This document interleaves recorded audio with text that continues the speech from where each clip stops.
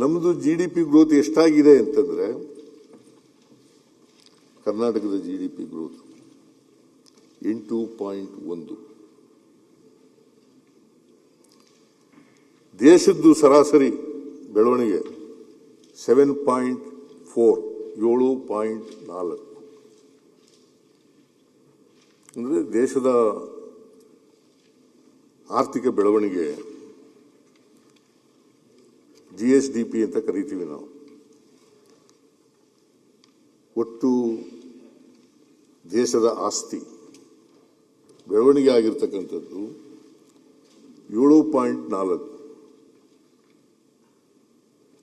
ಆದರೆ ಕರ್ನಾಟಕದ್ದಾಗಿರ್ತಕ್ಕಂಥದ್ದು ಆಸ್ತಿ, ಒಟ್ಟಾರೆ ಆಸ್ತಿ ಬೆಳವಣಿಗೆ ಆಗಿರ್ತಕ್ಕಂಥದ್ದು 8.1. ಅಂದ್ರೆ ಭಾರತ ದೇಶದಲ್ಲಿ ಏನು ಬೆಳವಣಿಗೆ ಆಗಿದೆ, ಆರ್ಥಿಕ ಬೆಳವಣಿಗೆ ಆಗಿದೆ, ಅದಕ್ಕಿಂತಲೂ ನಾವು ಜಾಸ್ತಿ ಇದ್ದೇವೆ. ಕರ್ನಾಟಕ ಸರ್ಕಾರ ಅದಕ್ಕಿಂತ ಜಾಸ್ತಿ ಇದೆ.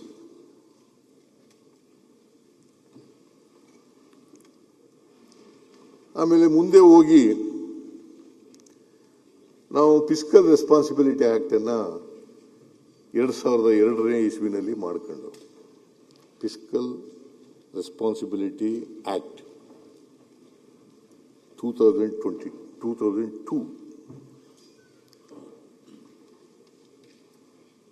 ಆಗ ಮಾಡ್ಕೊಂಡು ಆರ್ಥಿಕ ಶಿಸ್ತನ್ನು ತರಬೇಕು. ಆರ್ಥಿಕ ಶಿಸ್ತನ್ನು ತರಬೇಕಾದ್ರೆ ಏನೇನೆಲ್ಲ ಮಾನದಂಡಗಳು ಇರಬೇಕು, ಏನೆಲ್ಲ ಮಾನದಂಡಗಳು ಇರಬೇಕು. ಫಿಸ್ಕಲ್ ರೆಸ್ಪಾನ್ಸಿಬಿಲಿಟಿ ಆಕ್ಟ್ 2002 ಪ್ರಕಾರ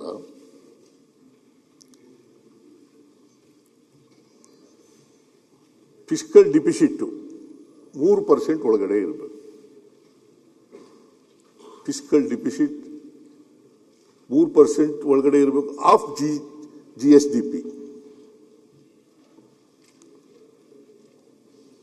3% ಒಳಗಡೆ ಇರಬೇಕು. ಎರಡನೇದು,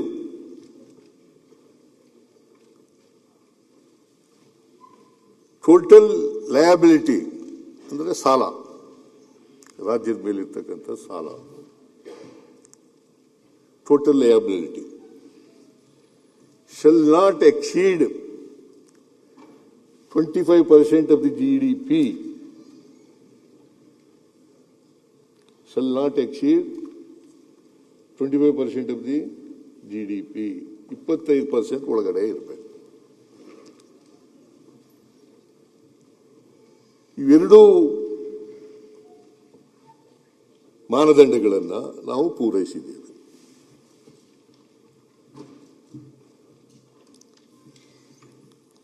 ನಮ್ಮ ಬಜೆಟ್ ಇದೆಯಲ್ಲ 2026-27ಕ್ಕೆ, ಆ ಬಜೆಟ್ನಲ್ಲಿ ಫಿಸ್ಕಲ್ ಡಿಫಿಸಿಟ್ 3% ಒಳಗಡೆನೆ ಇದೆ. 2.95 ಫಿಸ್ಕಲ್ ಡಿಫಿಸಿಟ್ 2.95.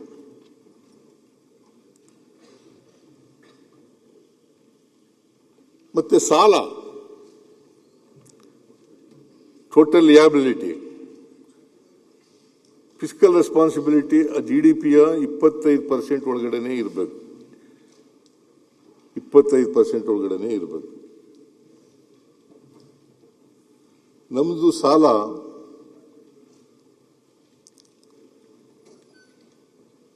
24.94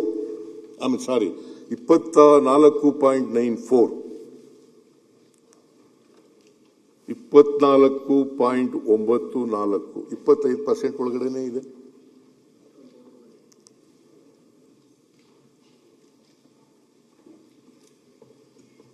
ನಾವು ಈ ಮಾನದಂಡಗಳನ್ನ ಮೀರಿ ಹೋಗೇ ಇಲ್ಲ, ಮಾನದಂಡಗಳ ಒಳಗಡೆನೆ ಇದ್ದೀವಿ. ಆದರೆ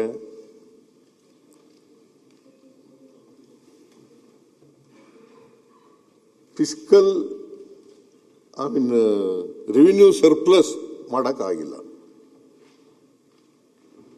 3 ಮಾನದಂಡಗಳನ್ನು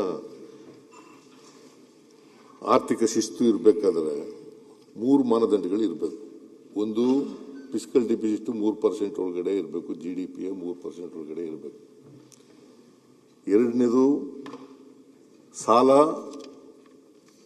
ನಮ್ಮ 25% GDP 25% ಒಳಗಡೆ ಇರಬೇಕು. ಮತ್ತೆ ರೆವಿನ್ಯೂ ಸರ್ಪ್ಲಸ್ ಇರಬೇಕು ಅಂತ ಹೇಳಿದ್ದಾರೆ. ರೆವಿನ್ಯೂ ಸರ್ಪ್ಲಸ್ ಇರಬೇಕು ಅಂತ ಹೇಳಿದ್ದಾರೆ. ನಾವು ಅಧಿಕಾರಕ್ಕೆ ಬಂತವಿಂದ ಇದು 4ನೇ ಬಜೆಟ್ ನಾನು ಮಂಡಿಸ್ತಾ ಇರೋದು.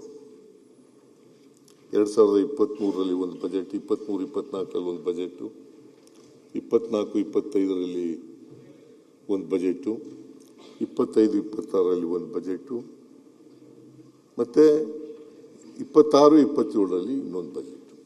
ಒಟ್ಟು 4 ಬಜೆಟ್ಗಳನ್ನು ಮಂಡಿಸಿದೆ. 4 ಬಜೆಟ್ಗಳಲ್ಲಿ ರೆವಿನ್ಯೂ ಡಿಫಿಸಿಟ್ ಆಗಿದೆಯೇ ಹೊರತು ರೆವಿನ್ಯೂ ಸರ್ಪ್ಲಸ್ ಇಲ್ಲ.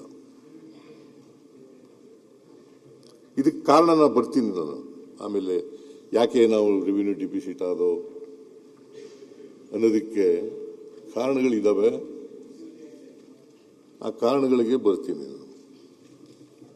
ನಿರ್ಭೀತ, ನಿಷ್ಪಕ್ಷಪಾತ, ವಿಶ್ವಾಸಾರ್ಹ ಸುದ್ದಿಗಳಿಗೆ ಮತ್ತೊಂದು ಹೆಸರಾಗಿರುವಂತ ನ್ಯೂಸ್ 18 ಕನ್ನಡ ಈಗ ಆಪ್ನಲ್ಲೂ ಲಭ್ಯವಿದೆ. ದಯವಿಟ್ಟು ಇಲ್ಲಿರುವಂತ QR ಕೋಡ್ ಸ್ಕ್ಯಾನ್ ಮಾಡಿಕೊಂಡು ಆಪ್ ಡೌನ್ಲೋಡ್ ಮಾಡೋದಕ್ಕೆ ಮರಿಬೇಡಿ. ನಿಮ್ಮ ಬೆಂಬಲ ಹೀಗೆ ಸದಾ ನಮ್ಮೊಂದಿಗಿರಲಿ. ಧನ್ಯವಾದ.